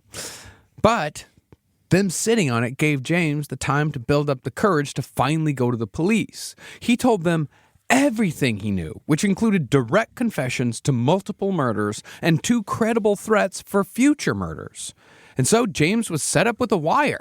And next time he visited the cult, he recorded not only full confessions to the murders of Natasha Berger, Joy Boonzayer, Regben Dixon, and Michaela Valentine, but also the future plan to one day get around to maybe killing Josh Grunwald. Yeah, so all right, so they're arrested. We'll see you next week. Yeah. This is what a great series. Good work, Marcus, you know? You'd think that would be the end of the story, that James would return to the cops with the recordings, and the Electus Per Deus cult will be arrested immediately, and bing, bang, boom, we got this weird story of a Christian cult who pretended to be Satanists and killed 4 people. Oh my God, what a great series. But that's not at all what happened. See, James Vermaak and his girlfriend Amber Dupreez were placed into witness protection.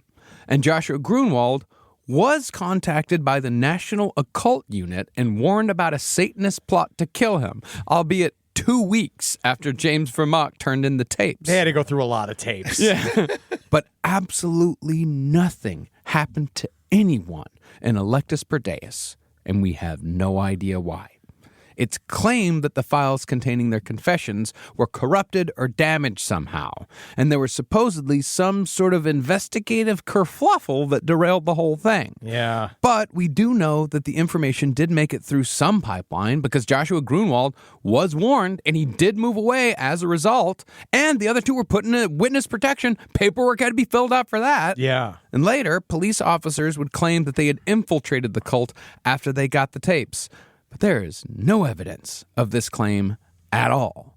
From what it seemed, someone just made the whole thing go away. Or it's another example. It could possibly be another example of if you tell everybody, we've spent all this money creating these occult crime investigative units. This entire country is gripped in a religious fervor that is still like reverberating. It's been now officially killing people. We have, as a government, any agency, the government came forward and said satanic cults are real and they're killing people and they're doing all this shit. So this is a huge story that shows what is actually happening, which is the idea of a satanic cult going on a murder spree is extremely fucking stupid. Yeah. And it doesn't actually happen like that. Like, it just doesn't, it's not reality. It's a movie. And not only that, but the way that they've been positing it for years has actually created the very murder sprees that they were afraid of happening in the first place. Yes, and Cecilia based everything she knew about Satanism from horror films. So and she's just Michelle remembers in Satanic Panic shit. She's just kind of recycling it back out. So if they were to bust this crime and go through this whole thing, kind of showing that this gigantic system of murderous satanic cults could possibly be orchestrated by this pack of fucking idiots. That maybe there's like a thing of like, what if we show everybody that these satanic cults are real? Are we out of jobs? I mean, I think even that's too complicated. Yeah, I guess. Sure. If I were to take a guess, I'd say that Cecilia's police officer husband finally took her aside and said, "Listen here, Missy. All right, listen. All right. Hold on 1 second. I just have to get to a save point. All right, one second. I'm just in the middle of a side quest. I just have to. I hate these don't you? I hate these things where you have to get the one guy from the other. You have to like accompany the guy. Yeah, the escort quest. I hate escort quests. It's fucking crazy. Just give me 1 second. Start a cutscene. This game doesn't let you pause during a cutscene. I gotta see. You can't. Just hold. Do it. I'll talk to you. Give me an hour. Yeah, he might have like took her aside and said, "Hey, whole cult thing's gone a little too far. Yeah. Knock it off. Yeah. Because we can only cover up so many murders." That's what my dad had to do with my mom's quilt store. Yeah.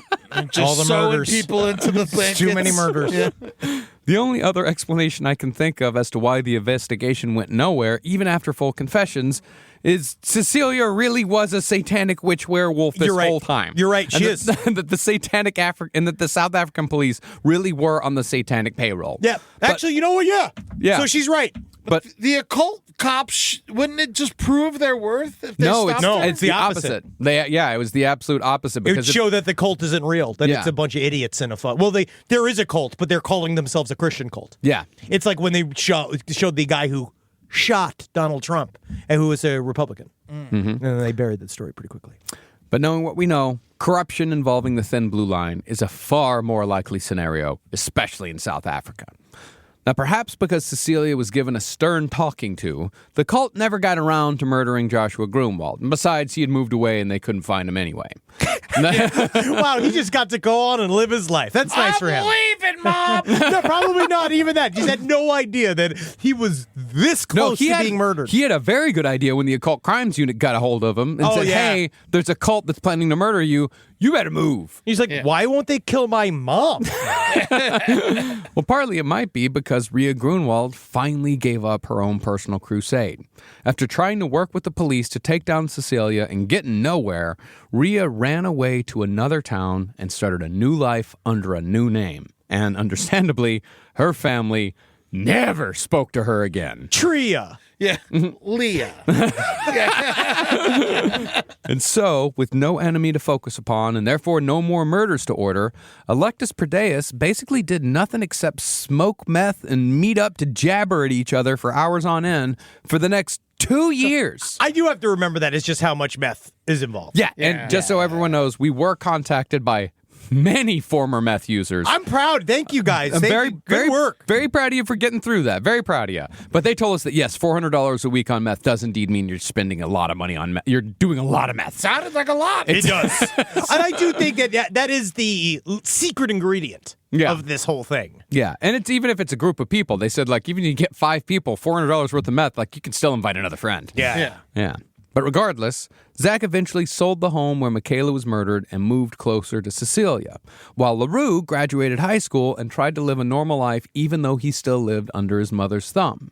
LaRue worked as a salesperson for a furniture store called House and Home during the day and spent evenings as a bartender at Cecilia's favorite bar. That name's redundant. House and Home. It is. You don't need to call it both. Very much so. Yeah, it's very dumb. But he was a bartender at the Limelight Pub and Grill. Well, actually, house is where you fuck a drifter, and home is where then you go home and make love to your wife. Oh, okay. Yeah. Zach Valentine. That's what makes a home. I was so mistaken. Yeah, that's what makes it a home. Yeah, a house has no electricity, and you can commit many crimes there. Yeah, and you can take a dump in the living room and no one says anything. But yeah, home has like blankets. Krugersdorp? Zach Valentine, meanwhile, bought a new house, 2 BMWs, and a Mercedes-Benz. Living the life. How has this guy not been caught? Because he's a fucking baller, dude. He's the most confident man who's ever lived. Yeah, and this is all while he was still donating large sums of money to pay for the fictitious American orphans, while also paying for Cecilia's psychiatrist appointments, which must have been fucking wild. Or is it the opposite? It's going to mean like, I'm really having it's like, I wanted to sing karaoke the other night. I was just so not feeling down on myself. And then I realized, talking to Dr. Nishnush, that I should sing whenever I want. Do you think she was actually going to the psychiatrist appointments? She was just taking money, but also she was taking just... Well, I think when she wanted to. Yeah. And that's the thing, is that she kept the orphan thing going constantly. It was that whole 2 years. It's always like, hey, Zach, so where's the orphan payment for this month? Like, gotta keep those orphans alive. So is Cecilia also doing meth? Yeah. How is she keeping a schedule? It does unravel. And there have been many functional meth heads over the years. Yeah, Johnny Depp.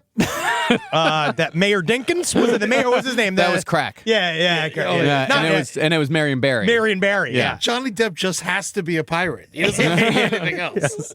But things started heating up again when a man named John Barnard moved in with Miranda sometime in 2014.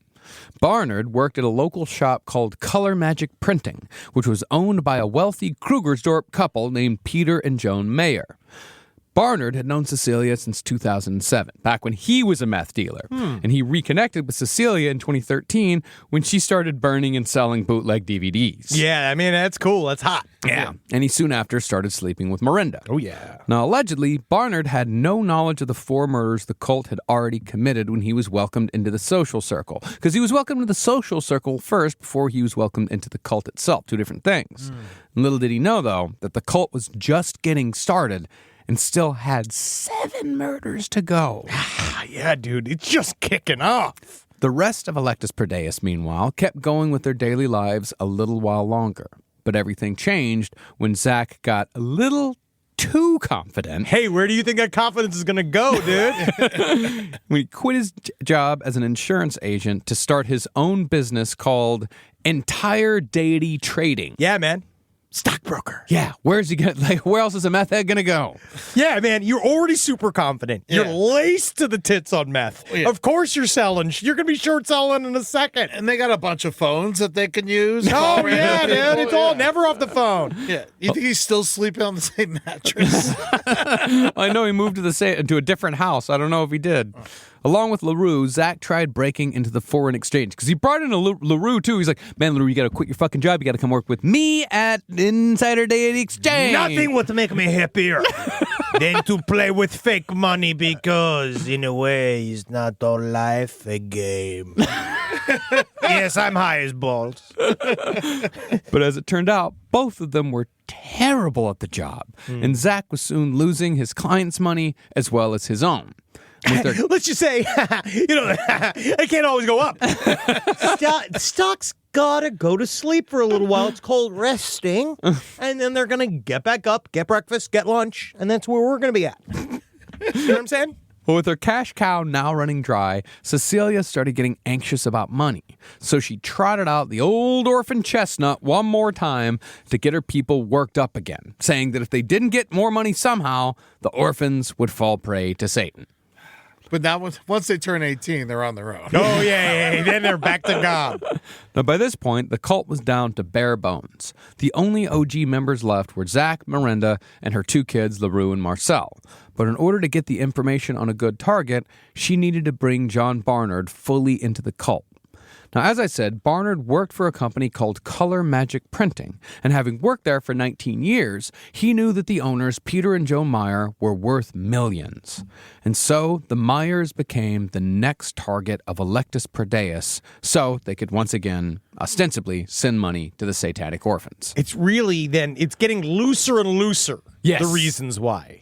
Now, the plan at the outset was not to kill the Meyers, but to simply rob them. And that sort of intimidation game was a lot easier with a gun. So Cecilia used her connections to the local brothel, Elite 24, to find an illegal arms dealer.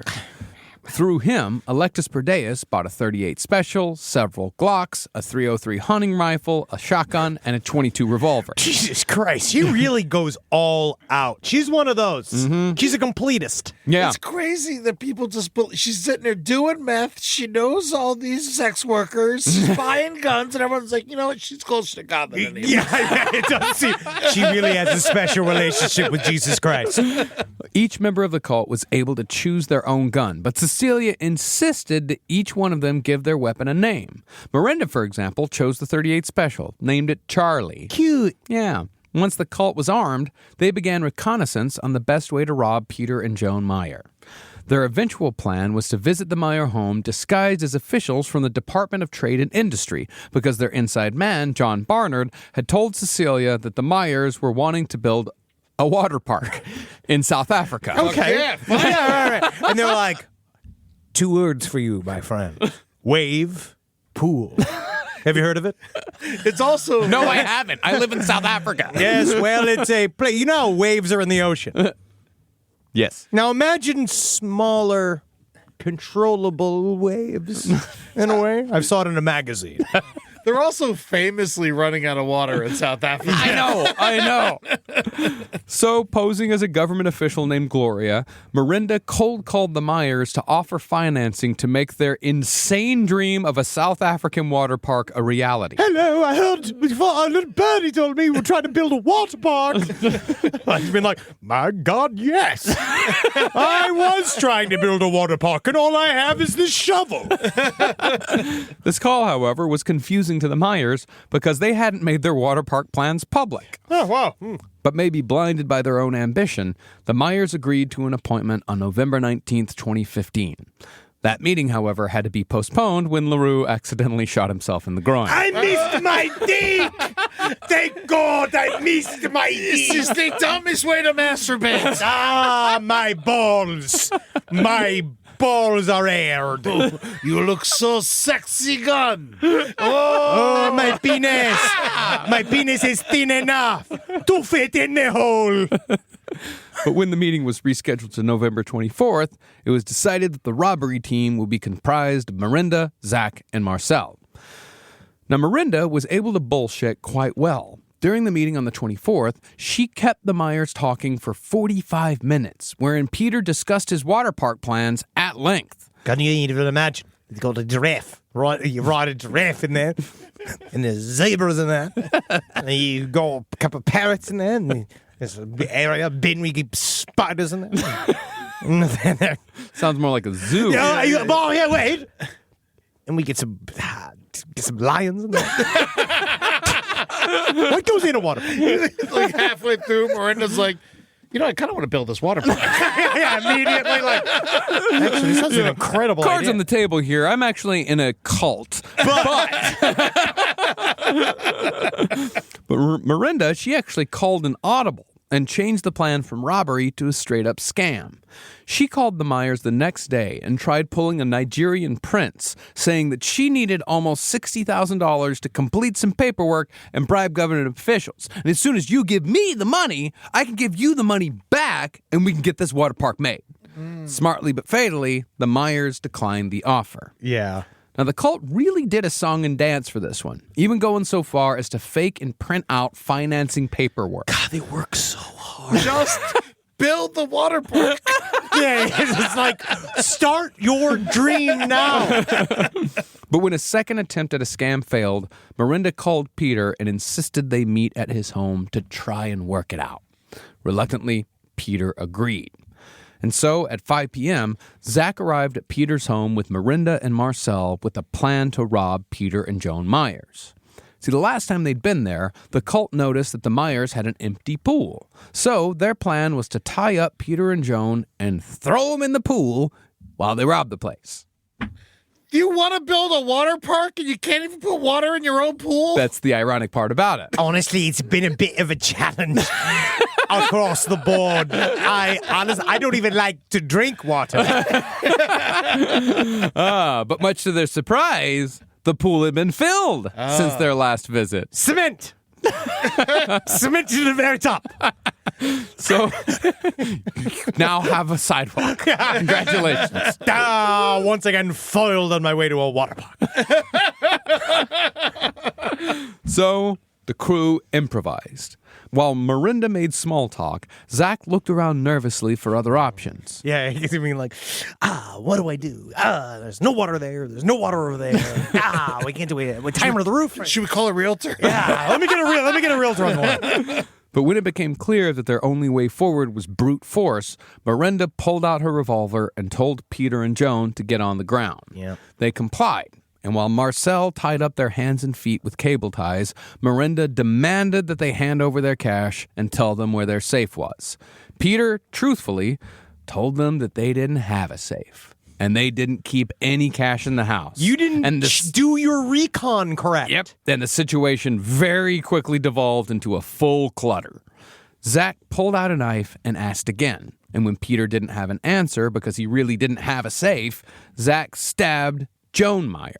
Peter then started saying the Lord's Prayer because he knew, oh fuck, we're dead, which caused Zach to stab him over and over again. I hate this fucking prayer. I hate this stupid-ass prayer. Surprisingly, though, the usually bloodthirsty Miranda asked Zach how he expected to find the safe if they killed the fucking hostages.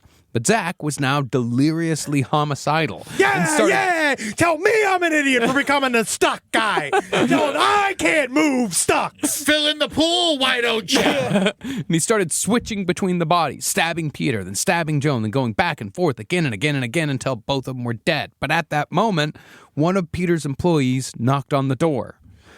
Peter, unbeknownst to the cult, had asked one of his guys to join the meeting. But Peter's guy... He's got a cup of coffee's blowing on it. It's too hot. Ooh, I shouldn't have stopped to get coffee. I wonder if I could be a lifeguard. But Peter's guy had shown up late. When there was no answer at the door, he called Peter's cell. And for some reason, of all people, Marcel answered the phone. This girl, who was now 18 years old, improvised and told the police that Peter and his wife were fighting and things were a bit hectic at the house, so if he wouldn't mind, probably be best if he came back later. The employee thought it was odd that this girl that he didn't know was imparting this information. But hey, man, it's my fucking boss and I don't care. Yeah. I'm getting the hell out of here. Yep. He did as he was told and he went home. In the end, though, after searching through the entire house, the cult came out of this double murder with the whopping sum of $40.30. Hard one. Needless to say, Cecilia was not happy when the crew returned to her apartment. Immediately, Cecilia started screaming at Zach for fucking up and killing two people for $40. It's important to note that Cecilia's police officer husband was in the apartment for all of this. What'd you say back there? Oh, just give me one. Oh, man. I got it. I'm going to have to do it again. I have to equip my fucking, the shield. What are you guys talking about, murder in there? Oh, yeah. I bet you. I hope you're being allegorical. Fuck, I really wish these fucking Dark Souls games could pause, but they can't. They can't. I have to stay. But even though the take was minuscule, Cecilia still honored the cuts, and John Barnard got $11.50 for selling out the people who'd given him a job for almost 20 years. They all then went to the casino to try to make something out of their paltry sums. Sun City. Yeah, but Zach and John immediately lost their shares. And that's why they call it craps. Marcel, however, turned her $10 into $115. Whoa! So there's some small celebration to be had. That's nice. Good for them.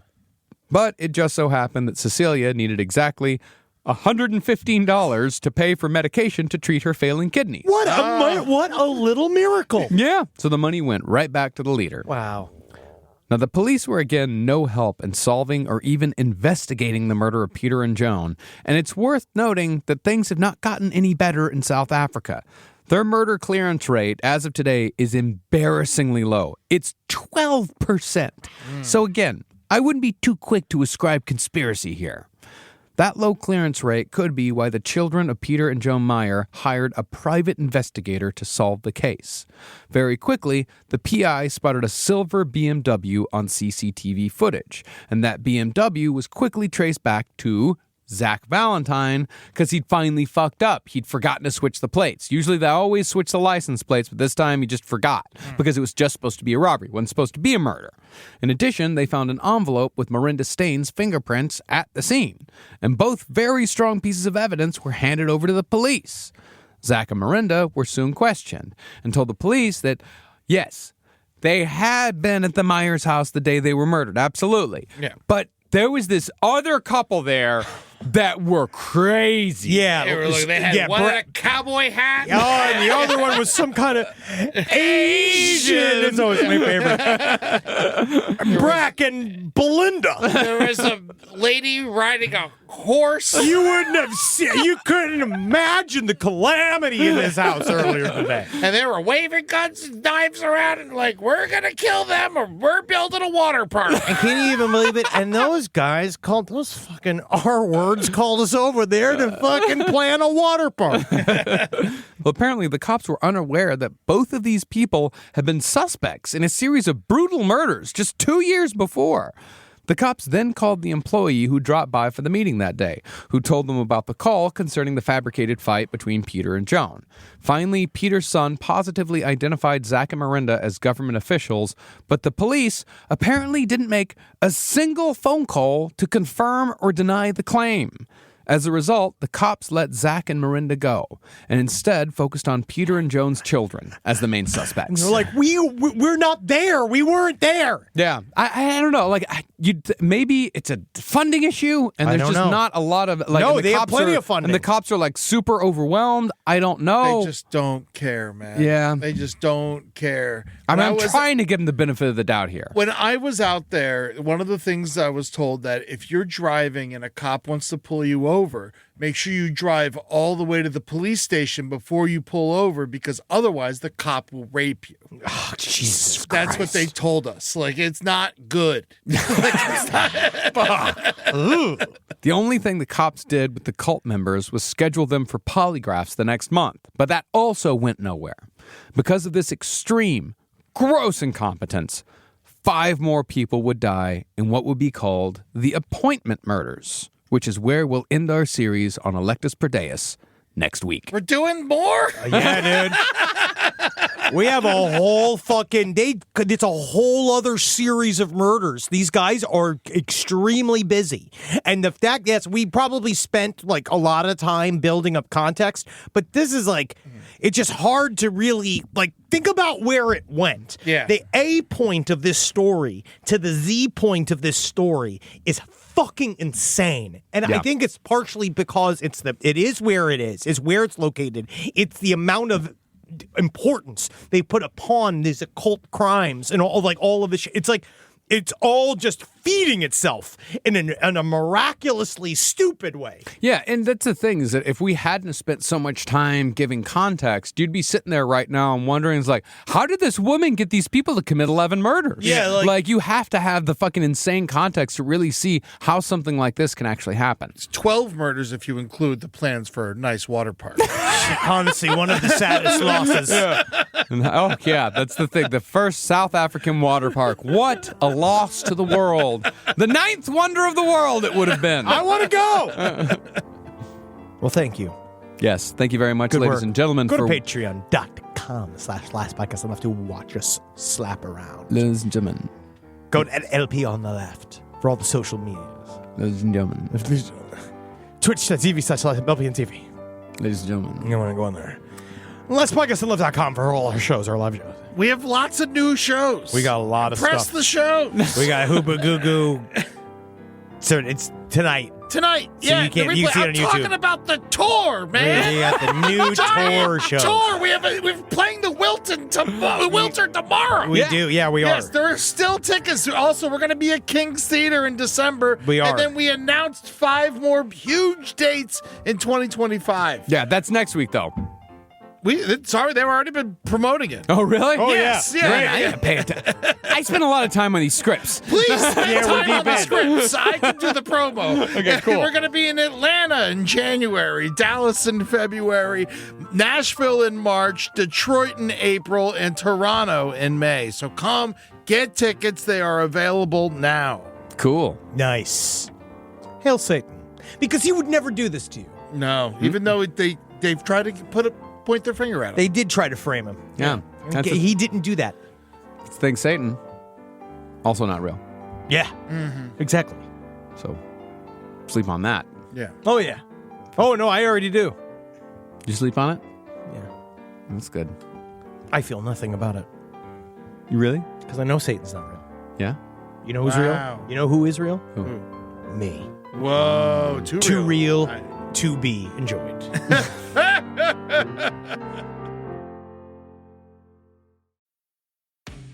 This podcast is supported by Nurtec ODT, Rimegepant. We know you didn't ask for an interruption, but migraine doesn't wait for the right moment to interrupt either. It just barges in, takes your time, and throws everything off. So when migraine takes your time, take Nurtec. It's for the acute treatment of migraine with or without aura in adults.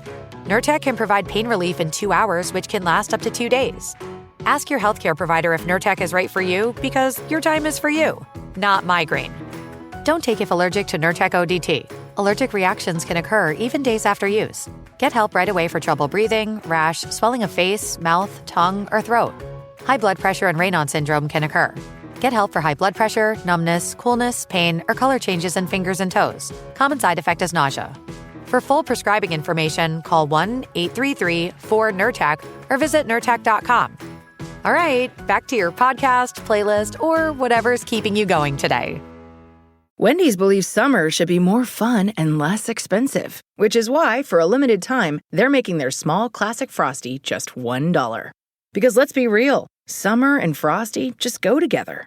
So come on down and celebrate $1 Frosty summer at Wendy's with a hot deal on your favorite cool summer treat. But this deal melts away when summer does, so get it while it's hot. Or, cold. Limited time only at participating U.S. Wendy's.